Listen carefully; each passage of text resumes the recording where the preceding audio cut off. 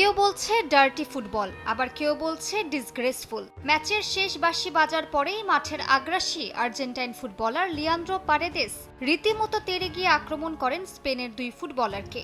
Spanish defender Eric গার্সিয়ার সঙ্গে বাকবিতণ্ডার এক পর্যায়ে তাকে ঘুষি মারেন। সতীর্থকে বাঁচাতে থিয়াগো আলমাদা গাভি এগিয়ে আসলে তাকেও ধাক্কা দিয়ে সরিয়ে দেওয়ার চেষ্টা করেন এবং পারেদেস গাভির মুখে আঘাত করেন।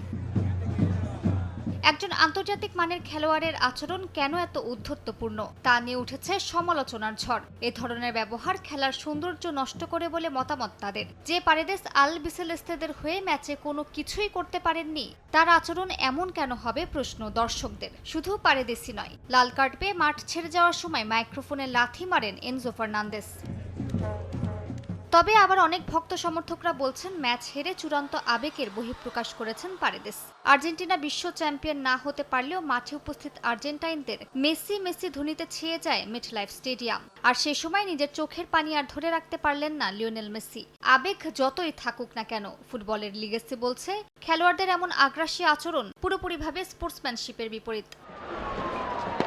মাঠের আর্জেন্টাইন খেলোয়াড়দের মতো এই একই ধরনের আবেগ দেখা গিয়েছে বুয়েন্স আইরেসেও। স্পেনের বিপক্ষে এমন শোচনীয় পরাজয় কোনোভাবেই মানতে পারছেন না আলবিসেলেস্তের সমর্থকরা। বুয়েন্স আইরেসের ওবেলিস্কি এলাকায় জড়ো হন হাজারো সমর্থক। এক পর্যায়ে পরিস্থিতি উত্তপ্ত হয়ে ওঠে। পুলিশকে লক্ষ্য করে ছোড়া হয় ইট পাটকেল ও বোতল।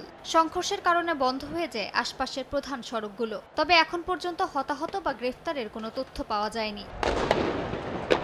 এদিকে পরাজয়ের হতাশার মধ্যেও জাতীয় দলকে সম্মান জানাতে উদ্যোগ নিয়েছেন আর্জেন্টিনার প্রেসিডেন্ট হাভিয়ের মিলেই। তিনি ঘোষণা দিয়েছেন বিশ্বকাপে রানার্স আপ হওয়া দলকে সম্মান জানাতে একটি জাতীয় ছুটি ঘোষণা করা হবে। কবে সে উদযাপন হবে তা ঠিক করবেন খেলোয়াড় ও কোচিং স্টাফ। মালিহা সুহুরবার্দী, সময় সংবাদ।